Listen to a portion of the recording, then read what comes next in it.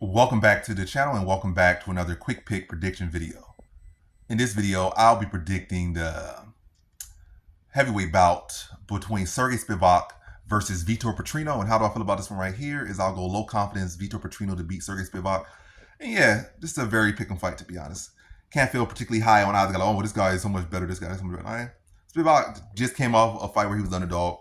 Got supposed to run through him, and I picked him to get ran through. That's the average confidence. I don't know. It might have been average confidence. It might have not been. But yeah, either way, a fight I picked him again. I picked against him in, and then it was like a little bit of rough patch early, but very early. But then the fight kind of just picked apart with his boxing, his improved boxing skills, to a clear decision victory after 15 minutes. So Spivac showed that. Because Petrino will be the faster guy. He'll be the more technical guy overall. My main thing with Petrino is his gas tank, but also on that side, Spivac is not that great of a finisher on the feet. He never really shown great power at any point in his career, whether before the UFC, in the UFC, he never been known for power by any means on the feet. Like I said, he could definitely hit you with something. You got to respect it, but he ain't been the guy that, this guy, watch out, Spivac gonna drop you with this punch. He gonna drop you with the hook. Now, Spivac ain't, I can't recall Spivac drop anyone in the UFC with any punch. And what he felt like a Tony Lopez, or what's a guy that's was a long time regional demon. I think it was Tony Lopez or whatever. Guy was in King Cage for 40 years. He fought like a 44-year-old Tony Lopez and still needed Valium to put him away. That guy was 44 years old, done 40 BKB fights, 40 this. That guy had been in a lot of wars. Scarred, his whole face is literally scar tissue, and took him that combination of TKO. A guy that's even, take a washed UFC veteran. Now, this is a guy, a washed King of the Cave veteran. You couldn't finish him. It took you that much to finish him.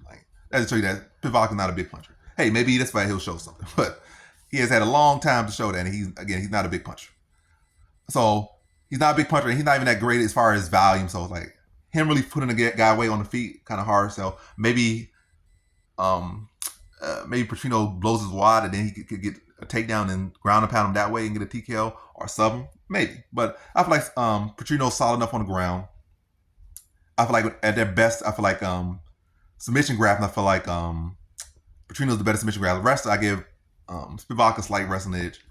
But I feel like Petrino should be the dress to grappling, should be quicker. Also, he has very good leg kicks, should be able to attack the legs, be quicker, land the bigger shots. I do feel like he kind of fades in this fight a little bit, but I feel like it's kind of going to be like his last fight, but obviously not as bad, because at least Asplin has those more volumes, more of a pressure fighter, and has more power, the ability to drop him, which he did.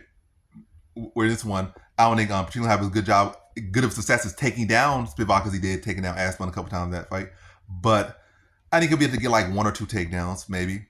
But that's not the main point of the game plan. But I think he'll be able to get some good leg kicks. He'll be quicker, be able to land the shots, move, land the shots, land some heavy shots, get Spivac's respect. Again, spin him a little bit, land some leg kicks, land some overhands, land some shots down the middle. And Spivac just being a little bit behind because he won't be as fast, won't be as sharp as a guy that's, former 205er. But as fight wears on, then maybe try to wall and stall him as Petrino gets a little more tired. But again, that's going to be, you already probably be down a round, maybe down 2 rounds, or down a round and a half, and then you're going to just be trying to get back in the fight by walling and stalling, and just trying to get a hold of him as he starts to fade in the fight, and then you're not going to really have the ability to put a stamp on this fight to get that win. And now you're getting down a round and a half.